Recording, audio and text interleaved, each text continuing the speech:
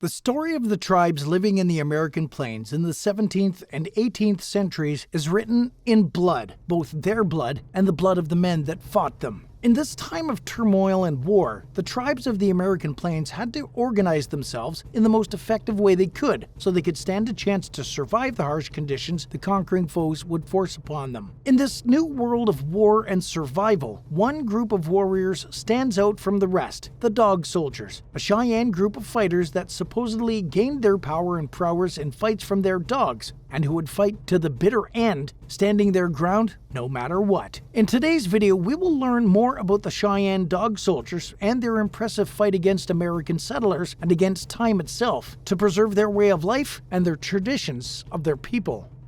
The Cheyenne were the most infamous tribe on the American plains. When they were only fighting other tribes, they overwhelmed them, even though the Cheyenne were almost always outnumbered by the other tribes in the plains. And when it came time to fight against the European civilization, no tribe was as tough to beat as the Cheyenne. In short, they were a people born and bred for war. The Cheyenne, like other tribes in the American plains, were warriors that organized themselves into societies or orders. These societies were fraternal, military, and semi-religious, had specific dress codes for specific people, and traced their origin to some mythical cultural hero of the people. Every society had its own foundational myth, so to speak, and they organized themselves around this idea, with complex structures forming to sustain their society. Of these organizations, one stands out above the rest: the Cheyenne Dog Soldiers. The best version of the story of its origin is that recorded by George A. Dorsey in the Cheyenne Ceremonial Organization,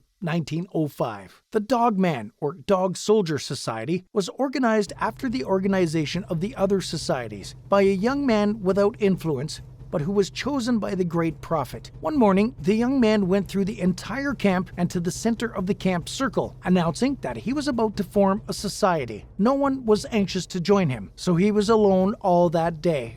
The other medicine men had no difficulty in establishing their societies, but this young man, when his turn came to organize, was ridiculed, for he was not a medicine man, and he had no influence to induce others to follow his leadership. That evening, he was sad, and he sat in the midst of the whole camp. He prayed to the great prophet and the great medicine man to assist him. At sunset, he began to sing a sacred song. While he sang, the people noticed that now and then the large and small dogs throughout the camp whined and howled and were restless. The people in their lodges fell asleep. The man sang from sunset to midnight, and then he began to wail. The people were all sleeping in their lodges and didn't hear him. Again he sang. Then he walked out to the opening of the camp circle, singing as he went. At the opening of the camp circle, he ceased singing and went out. All the dogs of the whole camp followed him, both male and female, some carrying in their mouths their puppies. 4 times he sang before he reached his destination at daybreak. As the sun rose, he and all the dogs arrived at a river bottom which was partly timbered and level. The man sat down by a tree that leaned toward the north. Immediately, the dogs ran from him and arranged themselves in the form of a semicircle around him, like the shape of a camp circle they had left. Then they lay down to rest. As the dogs lay down, by some mysterious power, there sprang up over the man, in the center of the circle, a lodge. The lodge included the leaning tree by which the man sat. There were 3 other saplings, trimmed at the base with the boughs left at the top. The lodge was formed of the skins of the buffalo. As soon as the lodge appeared, all the dogs rushed towards it. As they entered the lodge, they turned into human beings, dressed like members of the Dogmen Society. The Dogmen began to sing, and the man listened very attentively and learned several songs from them, their ceremony, and their dancing forms. The camp circle at the center lodge had the appearance of a real camp circle for 3 long days. The Dogman blessed the man and promised that he should be successful in all of his undertakings and that his people, his society, and his band would become the greatest of all if he carried out their instructions. Later, the Cheyenne discovered the camp, but as they came into view of the wonderful camp, the dog lodge instantly appeared and the dogmen were transformed into dogs. The medicine men and warriors were by this time very sorry that they had refused to join this man's society, and the next day, according to the instructions of the great prophet, he again asked the warriors to join his society, and many hundreds of men joined it. He directed the society to imitate the dogman in dress and to sing the way the dogmen sang. This is why the other warrior societies call the warriors of this society dogmen warriors.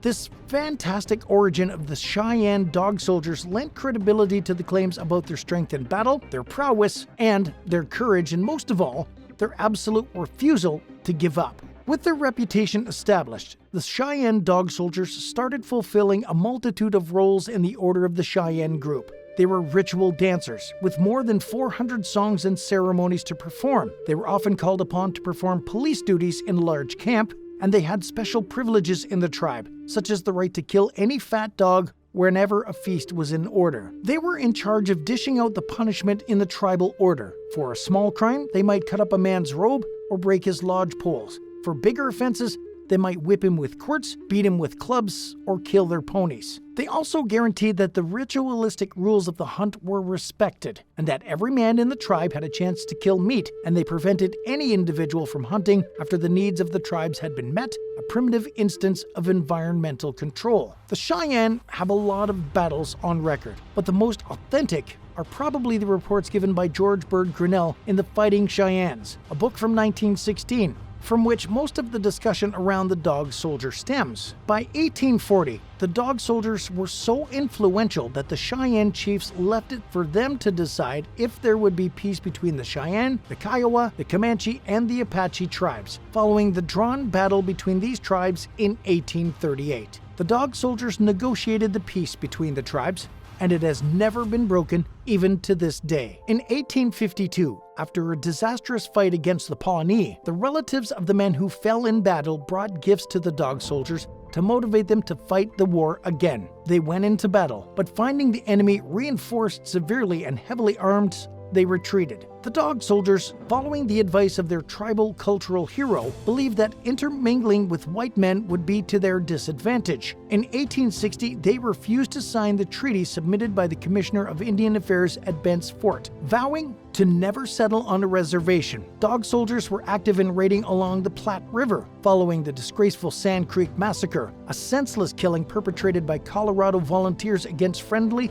and defenseless Indians. In 1865, the Dog Soldiers were prominent factors in the combination of the Southern and Northern Cheyenne with the Ogallala Sioux, forming a party of nearly 3,000 men with the objective of raiding the Platte Bridge. During this expedition, the Dog Soldiers' smart movements proved instrumental in allowing them a great victory, led by their most famous leader, Roman Nose. Though there were multiple tries to negotiate with the Cheyenne tribe, the Dog Soldiers wouldn't budge, deciding to stay free instead of accepting a reservation. At a period in time where the Dog Soldiers were peaceful, the tactless manner of General Winfield Hancock proved to be the deciding factor in not allowing a treaty to be formed between the Cheyenne Dog Soldiers and the American government. Because the general only wanted to negotiate with Roman Nose, who, though a prominent warrior, was not a chief, the Cheyenne got away from him easily, and in his months of active campaigning, General Hancock managed, with a force of 1,400 men,